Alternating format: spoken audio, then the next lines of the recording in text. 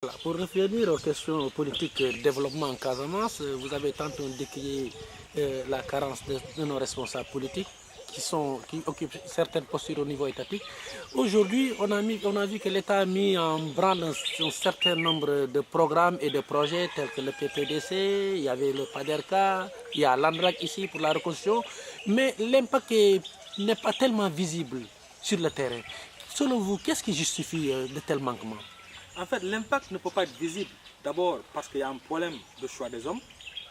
Quand vous placez des hommes à des postes de responsabilité, des hommes qui ne sont pas compétents, qui n'ont pas l'expertise, mais il va de soi qu'ils ne peuvent pas mener à bien ces politiques, ces programmes. Ça, c'est d'un. Ensuite, ces agences sont des agences budgétivores. Il y a beaucoup d'agences qui ont été créées ici en Casamance, même à travers le Sénégal. Mais la question que vous posez est pertinente. Et les autorités politiques aussi devraient se poser les mêmes questions. Pourquoi ne peut-on pas cesser la politique politicienne et mettre en œuvre la politique politique telle que Senghor l'a théorisée lors du congrès de l'UPS en 68? C'est de cela que nous avons besoin. Le Sénégal a toutes les ressources pour se développer. Malheureusement, nous avons une élite prédatrice, une élite antipatriote qui, en fait, verse dans la politique politicienne. Et au bout du compte, c'est les populations qui font les frais. Et ça doit finir. Au niveau de la Casamance également, ces agences qui ont été créées, vous savez, depuis notre jeune âge, nous avons entendu parler de beaucoup d'agences, beaucoup d'organisations, beaucoup de programmes qui ont été là. Mais on n'a pas vu l'impact. Au contraire, c'est des projets qui sont budgétivores parce que les fonds qui ont investi servent soit à nourrir une clientèle politique ou bien ce sont ces gens-là qui gèrent ces agences qui en profitent. Souvenez-vous de l'ONCAD. L'ONCAD, c'était vraiment quelque chose un instrument qui devait aider au développement du Sénégal. Mais c'est une institution qui a été budgétivore et ça continue. Est-ce qu'il n'y a pas lieu, selon vous, de faire même l'audit de ces projets-là? Les audits ne seront jamais menés à bien. On a tout le temps entendu parler d'audit. Mais ce qui manque réellement, mon frère, c'est la volonté politique. Le Sénégal, on nous disait que nous n'avions pas de pétrole. Mais regardez le débat autour du pétrole. C'est un scandale. C'est un scandale. Un président qui implique son frère dans la gestion de ça, dans une démocratie véritable, ça n'aurait pas dû se passer. C'est vrai qu'il est en train de faire mener des actions politiques passer par là.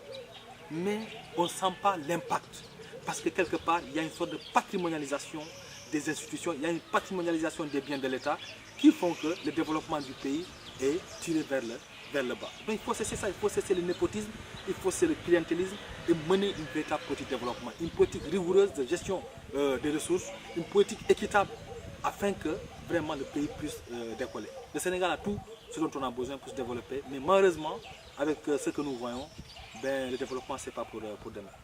Voilà, mais M. Manga, si vous devez nous décrire le profil du Casamance, de l'intellectuel, du cadre casamancé ou même du citoyen casamancé tout court, à même de prendre en charge les préoccupations des populations locales, quel serait ce profil selon vous?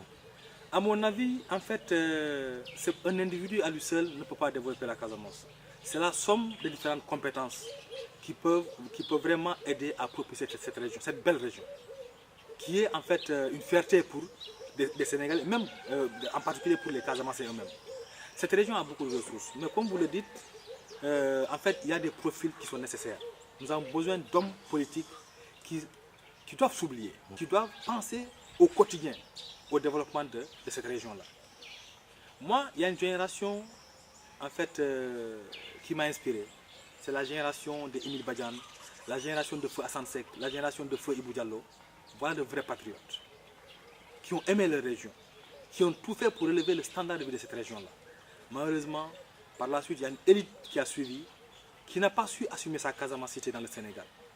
Donc ce dont nous avons besoin, c'est des leaders politiques qui sont fiers d'être casamancés, qui assument leur casamancité de façon forte, sans verser dans le régionalisme, mais qui essaient de promouvoir également les valeurs de la nation sénégalaise et contribuer au quotidien au développement de la région. Et ils doivent être des leaders forts, qui doivent s'oublier, savoir que s'ils sont élus, c'est parce que tout simplement, il y a des populations qui